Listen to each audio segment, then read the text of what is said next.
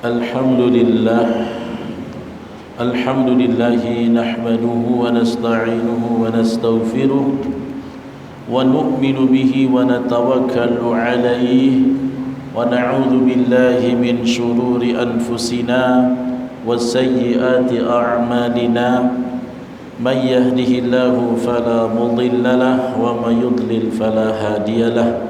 Allahumma salli wa sallim wa barik ala nabiyyina Muhammadin wa ala alihi wa ashabihi ajma'in, amma ba'd. Baik jemaah sekalian yang saya hormati, ketua DKM, para imam, para tokoh yang kami muliakan, mohon maaf karena baru kembali melanjutkan kajian ini, dan mudah-mudahan kita programkan di Masjid Nurul Islam ini agar bisa lebih rutin.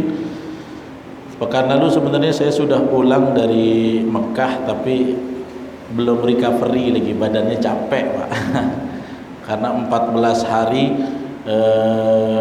di Mekah dan di Madinah, termasuk perjalanan pulang pergi. Alhamdulillah selesai semua dengan lancar. Baik, lanjutan kita, saya teringat kemarin adalah tentang taubat. Kita bahas pada pertemuan sebelumnya, taubat itu Bapak Ibu, itu anugerah dari Allah buat hamba-hamba muslimin dan muslimat. Ini sejarahnya, sebelum turun beberapa ayat terakhir surat Al-Baqarah, sistem dosa itu pertama gak ada taubatnya. Pokoknya nanti kalau buat dosa ditulis, nanti dihitung dengan pahala, mana yang lebih dominan, mana yang bisa menutupi, begitu. Kemudian di awal-awal pertama kali masa Islam, niat saja dicatat. Kalau dulu niat jelek dicatat. Kalau sekarang kan niat baik dicatat pahala, niat jelek tak dicatat. Dulu pertama kali awal-awal keislaman, niat jelek, misalnya niat tak bagus, wah, melihat perempuan gak pakai aurat, nikmatnya berzina, langsung dosa. Kemudian pokoknya apa-apa saja yang terbersit di hati kita dari niat jelek itu langsung jadi dosa. Sebelum turunnya ayat terakhir, beberapa ayat terakhir surah Al-Baqarah, ya. Nah, karena itu ayat tersebut menjadi sebuah anugerah buat kaum muslimin. Kenapa? Ketika ayat itu turun, akhirnya kita cuma dibalas dengan apa yang kita perbuat, bukan apa yang kita niat. Karena waktu itu para sahabat gak sanggup, Rasulullah juga berdoa, makanya jangan ya Allah engkau bebani kami dengan sesuatu yang kami gak mampu. La yukallifullahu nafsan illa wus'aha, ayatnya gitu kan. Dan Allah tidak membebani kepada satu jiwa pun kecuali yang dia mampu.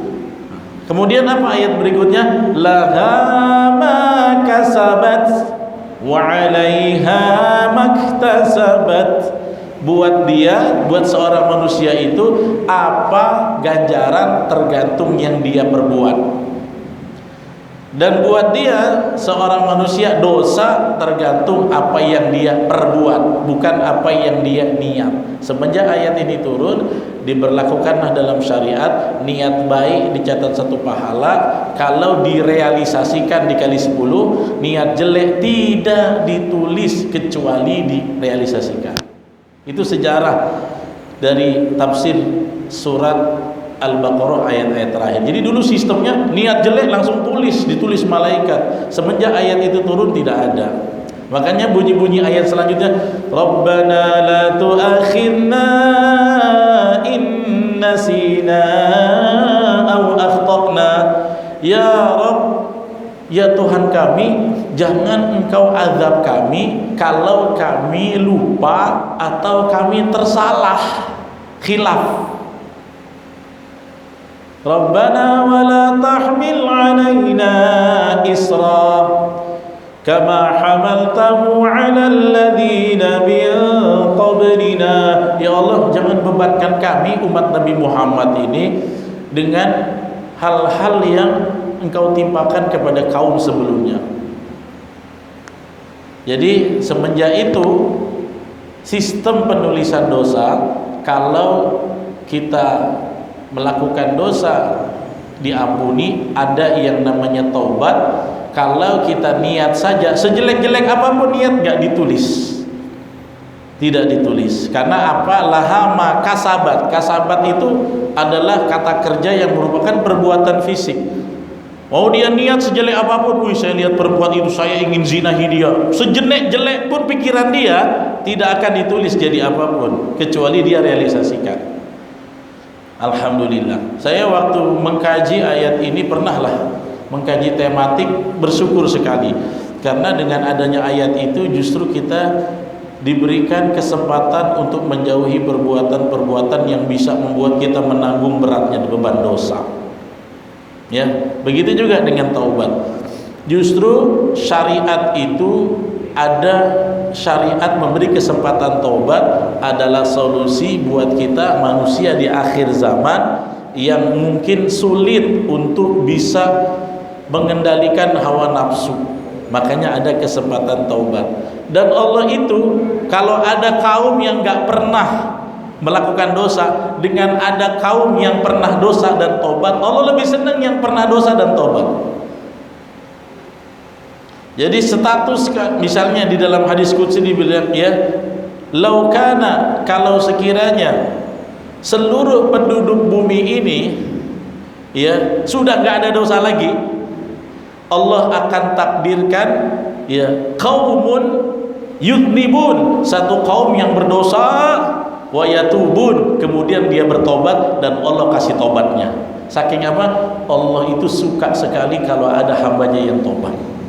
Nah, ini energi mesti kita alirkan, Pak. Kita banyak punya teman, kenalan kan, kadang-kadang dia diselimuti kegalauan. Ada yang begitu. Misalnya gini, aku bukan tak mau ikut pengajian, aku masih kotor. Nah, gitu kan? Aku bukan tak mau ke masjid, aku masih belum betul. Ada orang yang begitu. Justru ini sarana. Ada yang gini, saya belum siap berjilbab. Kenapa? Saya belum betul-betul bersih. Justru di dalam Islam kita kasih dia hopping supaya ya sekesannya itu kalau dia berhijrah ke jalan Allah, apapun kondisinya, justru Allah suka kalau kamu betul-betul mau hijrah, mau taubat, mau memperbaiki, mau merecovery keadaan yang dulu.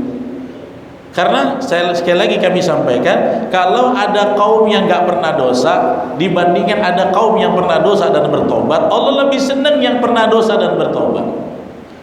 Jadi posisinya Allah itu sangat ridho dengan orang yang menyesali dan memperbaiki dosa-dosanya. Ketimbang ada orang yang lurus saja, normatif gitu. Karena apa? Rengean mohon ampun, air mata tobat itu adalah ketundukan sejati seorang hamba. Orang kalau punya kesalahan kan hatinya jadi lebih lembut, dia rapuh di hadapan Allah. Nah, itu yang Allah senang betul. Ya, makanya Pak, kita nggak bisa justifikasi. Misalnya kita ada anak kita baik dari kecil, pesantren, pondok, hafal Quran, belajar Quran sampai meninggal. Terus kita ada lihat orang yang dulunya jahiliyah, preman, kelakuannya nggak betul, kemudian kita pandang ini pasti lebih rendah di akhirat. Belum tentu. Bisa saja yang ending pertaubatannya lebih dalam, bisa nanti di akhirat lebih mulia dari orang yang soleh dari awal. Kenapa? Mungkin yang soleh ini nggak pernah keluar air matanya karena takut dosa. Tapi bayangkan yang hijrah ini, orang yang tobat ini, berapa kali air matanya tumpah karena takut dengan neraka, karena takut dengan dosa-dosanya. Karena itu saya sendiri paling sering sampaikan di kajian-kajian kami dan binaan-binaan kami, gak bisa ngelihat ya, saya yang ngomong ini pasti amalnya lebih bagus, orangnya lebih suci, belum tentu juga. Mungkin ada di pengajian kami di sudut-sudut yang dia baru 5 kali hadir, tapi selama 5 kali hadir itu dia menangis meraung-raung, mentobati dosa-dosanya, pipinya basah, fafadat ainahu, air matanya keluar membasahi wajahnya, yang mana kata Nabi, air mata yang membasahi wajah, wajah yang dilewati air tangis takut pada Allah, tidak akan pernah disentuh api neraka. Itulah bagaimana sikap Islam, bagaimana keredaan Allah kepada orang yang bertobat. Sangat-sangat ridho. Allah tuh sangat-sangat gembira dengan taubat, ya. Kalau di dalam hadis, nah ini yang kita bahas nanti ya. Nah karena itu Nabi Muhammad itu kan orang yang sudah ma'sumun, terpelihara dosanya yang lalu dan yang akan datang dihapus. Tapi apa? Nabi bertobat satu hari masih 70 kali. Kenapa? Nabi mau mengambil ridho Allah dengan cara pertobatan istighfar itu. Makanya hadis yang pertama dalam bab taubat ini, wa an Abi Hurairah radhiyallahu anhu qala sami'tu Rasulullah sallallahu alaihi wasallam yaqul, dari Abu Hurairah, beliau mendengar Nabi bersabda, wallahi, dengan bersumpah, demi Allah, inni, sesungguhnya aku, la astaghfirullah, betul-betul beristighfar pada Allah, wa atubu ilaihi, aku tobat kepadanya, fil yaumi, dalam setiap hari, akthar, lebih, min sab'ina marrah, dari 70 kali. Hadis riwayat Bukhari. Kalau kita lihat, Nabi kan sudah maksum, dosa yang telah lalu, yang akan datang digaranti dihapus Allah. Kalau ada kesalahan Nabi buat, langsung dibalas dengan musibah dunia, jadi gak ada akumulasi akhirat. Tapi pertanyaannya, kenapa masih 70 kali bilangan istighfar? Karena ada keridhaan Allah dari kalimat-kalimat taubat dan istighfar. Itu yang pertama. Beda istighfar itu dengan segala zikiran yang lain. Yang kedua, kenapa Nabi 70 kali sampai 100 kali? Ini adalah tazkirah li ummati, peringatan buat umatnya. Wong Nabi kalian yang dijamin saja segitu istighfarnya, harusnya kalian yang gak ada jaminan, gak maksum, dosanya lebih banyak, harusnya lebih dari itu. Dan istighfar ini Bapak Ibu adalah di luar dari wirid-wirid harian kita saat sholat. Istighfar ini masuk. Ya, jangan digabung. Saya 70 udah belum ya? Subuh 3 kali, zuhur 3, pelit kali. Ini di luar wirid yaumiyah ini. Berarti Nabi ada sesi sendiri untuk beristighfar dan bertobat setiap hari, kurang lebih dengan 70 kali zikir tobat istighfar itu. Ya. Nah, ini hadis yang pertama. Karena itu di dalam syarah dikatakan begini. Ya, hadis ini salah satu faidahnya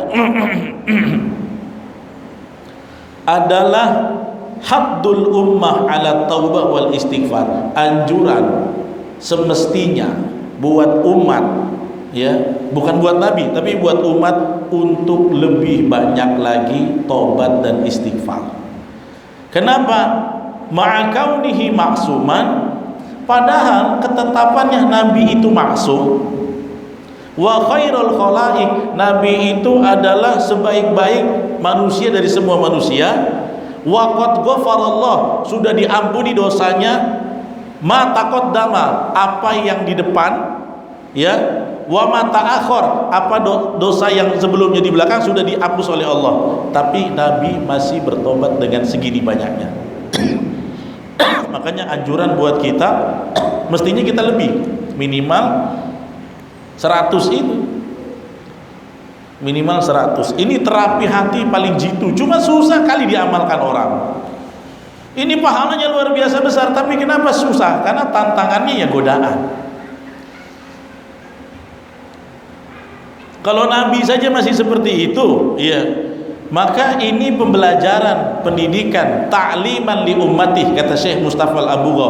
Ini tarbiyah yang harusnya jadi perhatian buat umat Nabi Muhammad, ya.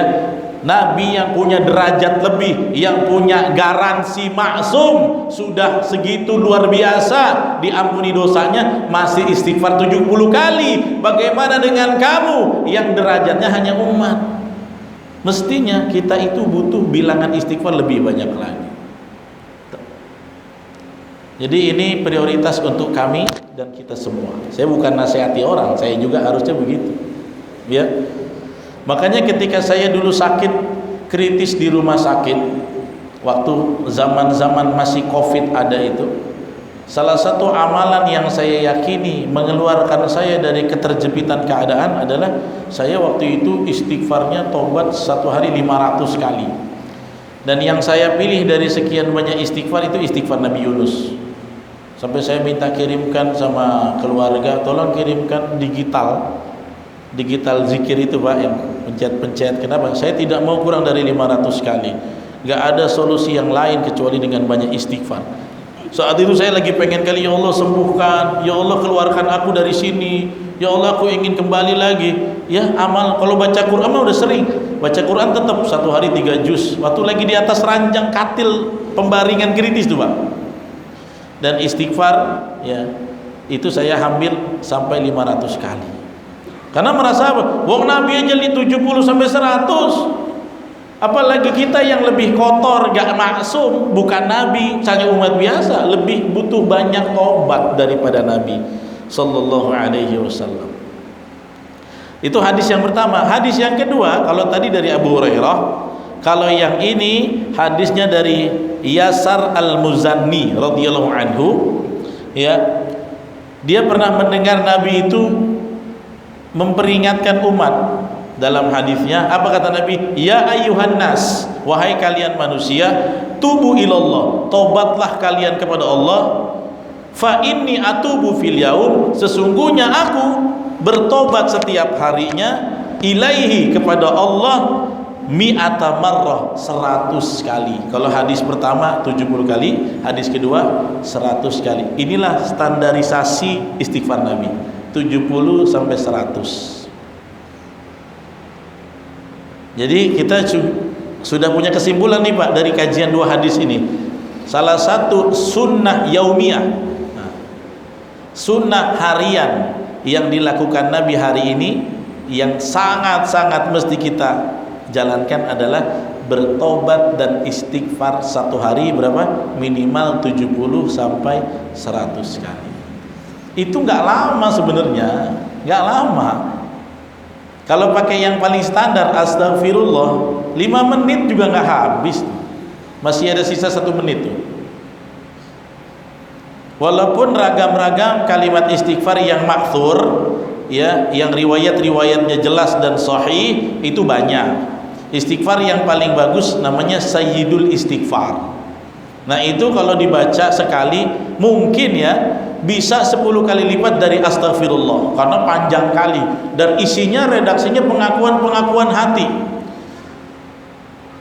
Kalau Bapak bisa amalkan ini 70, ini jauh lebih bagus daripada istighfar biasa. Mungkin bisa dihitung 700. Cuma memang panjang dan ada effort di situ. Apa kalimatnya? Allahumma anta rabbi la ilaha illa anta. Ini Sayyidul Istighfar. Khalaqtani wa ana 'abduka wa ana 'ala 'ahdika wa wa'dika mastata'tu a'udzu bika min syarri ma sana'tu abu'u laka bi ni'matika 'alayya wa abu'u bi dhanbi faghfir li fa innahu la yaghfiru dzunuba illa anta. Itu Sayyidul Istighfar. Artinya luar biasa.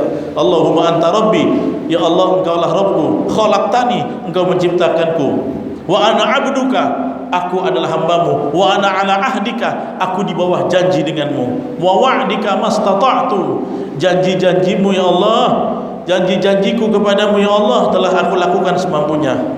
Abu'u laka bi ni'matika 'alayya, aku mengakui semua nikmatmu kepadaku. Wa abu'u bi dzambi, aku akui dosa-dosaku. Tuh, makanya pengakuannya luar biasa. Faghfirli, ampunilah aku. Fa innahu la yaghfiru dzunuba, sesungguhnya tidak ada yang mengampuni dosa kecuali Engkau. Itu Sayyidul Istighfar. Tapi kalau biasa bisa enak aja. Allahumma anta rabbi la ilaha illa anta khalaqtani wa ana 'abduka wa ana 'ala 'ahdika wa wa'dika mastata'tu a'udzu bika min syarri ma sana'tu abu'u laka bi ni'matika 'alayya wa abu'u bi dhanbi faghfir li fa innahu la yaghfiru dhunuba illa anta Allahumma anta rabbi la ilaha illa anta khalaqtani. Kalau itu saya dulu cik. Kalau untuk doa bersama bisa diganti redaksinya jadi rame-rame. Allahumma anta rabbuna la ilaha illa anta khalaqtana wa nahnu ibaduk. Kalau tadi wa ana, tapi kalau rame-rame wa nahnu ibaduk wa nahnu ala ahdik. Ya, wa wa'dika mastata'tu dirubah jadi wa wa'dika mastata'na. Nabu'u laka bi ni'matika alaina wa nabu'u bi dhunubina. Kalau sendiri bi dzambi, tapi kalau rame-rame bi dhunubina. Faghfirli kalau sendiri, kalau rame-rame faghfir lana fa innahu la yaghfiru dzunuba illa anta. Itu yang level paling tinggi. Rating kedua namanya istighfar Nabi Yunus tadi. La ilaha illa anta subhanaka inni kuntu minadh dhalimin. Itu lebih cepat. La ilaha illa anta subhanaka inni kuntu minadh dhalimin. La ilaha. 5 menit itu. 105 menit kurang lebih. Kalau Bapak pakai peresapan 7 menit, 8 menit lah. La ilaha illa anta subhanaka inni kuntu minadh dhalimin.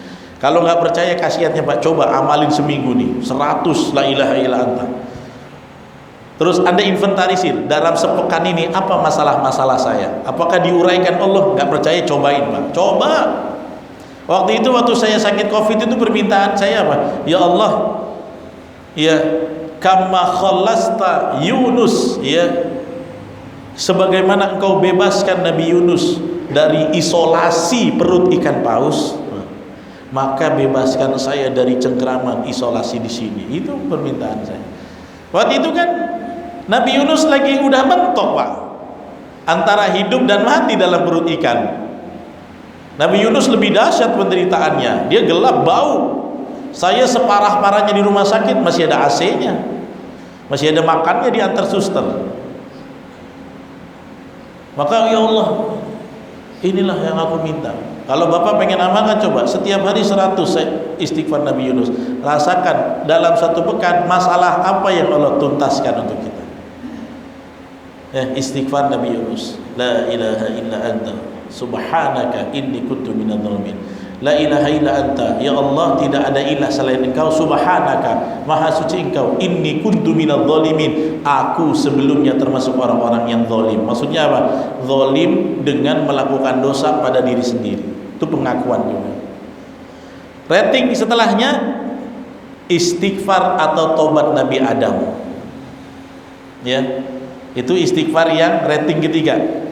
Rabbana zalamna anfusana wa illam taghfir lana wa tarhamna lanakunanna minal khasirin. Ini dibaca Nabi Adam waktu beliau salah makan buah terlarang di surga, diusir, dihukum di dunia, kemudian diajarkan cara tobatnya, ditalakikan oleh Allah. Makanya fatalaqa Adamu min rabbi kalimatin fataba alaihi. Maka Allah ajarkan kepada Adam kalimat-kalimat tobat, dibaca Adam fataba alaihi, diterima tobatnya. Apa kalimatnya? Rabbana zalamna anfusana wa illam taghfir lana wa tarhamna lanakunanna minal khasirin. Ya Rabb kami, zalamna anfusana, kami menzalimi diri kami, wa tarhamna, sayangilah kami, rahmatilah kami. Ya, wa illam taghfir lana, kalau engkau tidak ampuni kami, lanakunanna minal khasirin, kami pasti jadi orang paling menyesal. Makanya kalau engkau tak ampunkan, maka kami akan jadi orang yang paling menyesal. Akhirnya dibaca fataba alaihi, Allah terima tobatnya. Itu kalau mau tahu kunci istighfar Nabi Adam. Yang paling gampang lagi, yang ini susah, ini agak-agak gitu. Padahal sebentar aja. Rabbana zalamna anfusana wa illam taghfir lana wa tarhamna lanakunanna minal khasirin. Rabbana zalamna anfusana wa illam taghfir lana wa tarhamna lanakunanna minal khasirin. Rabbana zalamna anfusana wa illam taghfir lana wa tarhamna lanakunanna minal khasirin. Rabbana zalamna anfusana wa illam taghfir lana wa tarhamna lanakunanna minal khasirin. Rabbana zalamna anfusana wa illam taghfir lana wa tarhamna lanakunanna lanakunanna minal khasirin. Rabbana zalamna anfusana wa illam taghfir lana wa tarhamna lanakunanna minal khasirin. 6 kali paling 10 detik gitu. 20 detik 12 kali, 30 detik 18 kali, kan banyak sebenarnya. Nggak bakalan sampai setengah jam istighfar 100 kali itu. Mau ambil yang sayyidul istighfar nggak selebih dari setengah jam, kecuali pakai tartil, pakai tajwid baru lama Pak. Allahumma anta rabbi la ilaha illa anta. Nah, lama kali istighfar pakai tajwid, nggak wajib juga ya. Khalaqtani wa ana 'abduka wa ana 'ala 'ahdika wa wa'dika mastata'at. Nggak perlu gitu. Istighfar zikir nggak perlu pakai tajwid ya, yang perlu pakai makhrajnya harus tepat. Tapi kalau tajwid dengung-dengungnya nggak mesti, itu cuma untuk Al-Quran saja.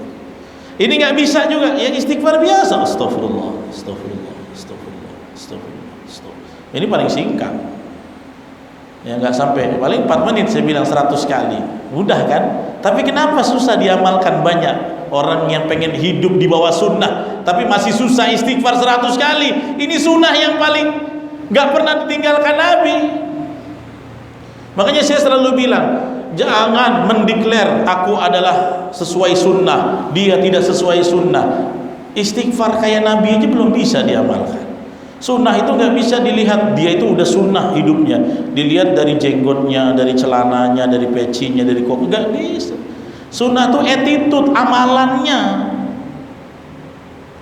Makanya hendaknya kita penuntut ilmu itu menuntut ilmu untuk diamalkan. Inti ilmu yang bernatijah ketika ilmu itu telah berubah menjadi amal soleh. Yang kita kaji nih Pak, besok jadi amalan kita, itu baru ilmu sunnah teramalkan dengan sempurna. Bukan sekedar kaji-kaji. Makanya orang yang paling baik adalah orang yang alima wa amila. Dia nuntut ilmunya, dia amalkan kemudian setelahnya. Ya, ini sunnah yaumiyah Rasulullah. Kapan waktu paling oke? Saat sepertiga malam. Istighfar paling bagus sepertiga malam. Tapi kalau saya kasih stimulan ya, kasih bocoran. Kapan saya banyak lakukan ini? Habis subuh, habis tilawah ngaji, baca hafalan, kemudian saya istighfar. Atau ba'da asar. Karena ba'da asar itu kan kita agak santai, pulang kerja, habis sholat asar. Kalau nggak sempet juga ya, kalau nggak sempet antara masjid ke rumah, itulah kita buat astagfirullah, astagfirullah, astagfirullah, astagfirullah, astagfirullah gitu. Daripada yang tak jelas-jelas astagfirullah, astagfirullah, astagfirullah. Sebentar 1 kilo 2 kilo habis 100. Gampang sebenarnya. Amalkan ya sunnah yaumiyah ini. Mudah-mudahan hidup kita semakin dekat dengan kehidupan sunnah Nabi sallallahu alaihi wasallam.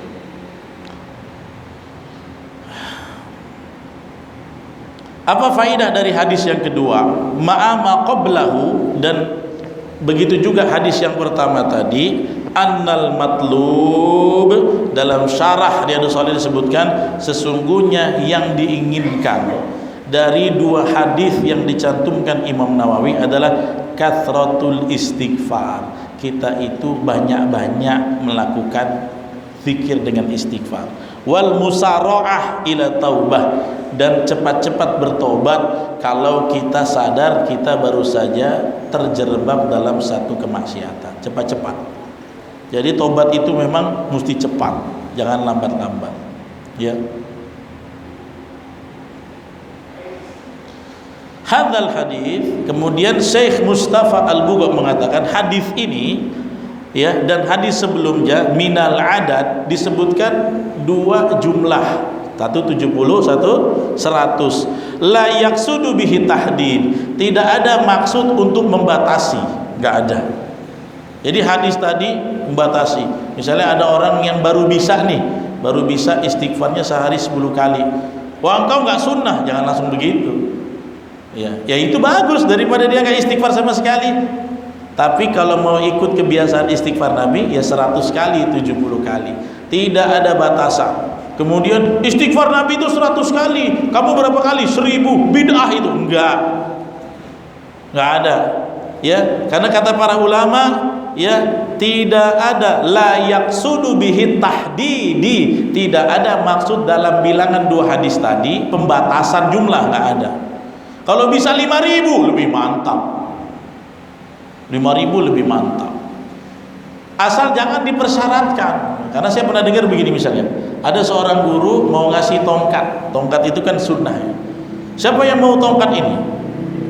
Yang mau tongkat ini kalau dia pegang, dia wajib istighfar 7.700 kali setiap hari. Wajib begitu. Itu berarti mewajibkan bilangan tertentu. Gak ada. Tidak ada kewajiban bilangan tertentu. Jangankan zikir, Pak. Sholat tarawih aja gak ada. Sholat tarawih gak ada. Boleh. Walaupun Nabi gak pernah buat dari 11 tarawih ini. Gak pernah. Tapi bukan berarti kalau lebih dari 11 itu bid'ah, bukan begitu. Nabi mengambil jumlah yang kira-kira bisa mampu diakomodir manusia. Coba bayangin, kalau Nabi ditanya tahajudnya sekuat dengan beliau mungkin 40 rakaat. Tapi kalau Nabi buat 40, pening kita semua. Tarawih, bagaimana tarawih seperti sunnah Nabi? Pingsan semua. Nurul Islam ini gugur. Kenapa Nabi ambil yang 11? Karena tidak mau memberatkan umat.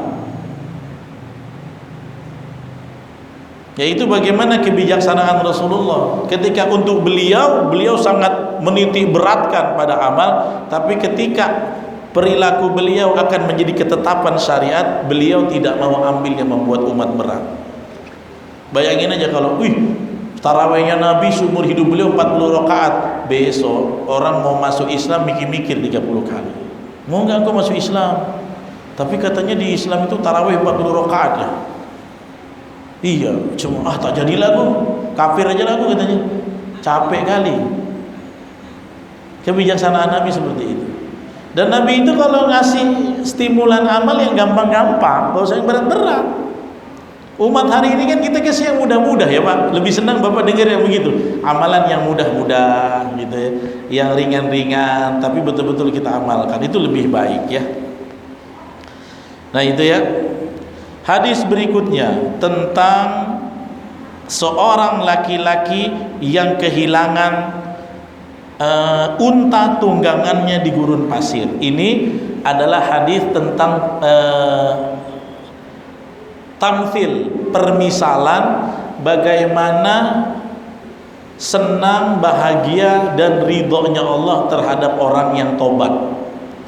Kan Nabi pengen jelaskan kepada umat, Allah itu senang betul dengan tobatnya seorang hamba. Sahabat begini, senangnya itu seperti apa? Ya, kalau kita senang kan dikasih apa yang kita mau. Kalau Allah senang itu Allah ridho. Karena Allah nggak perlu dikasih apa-apa.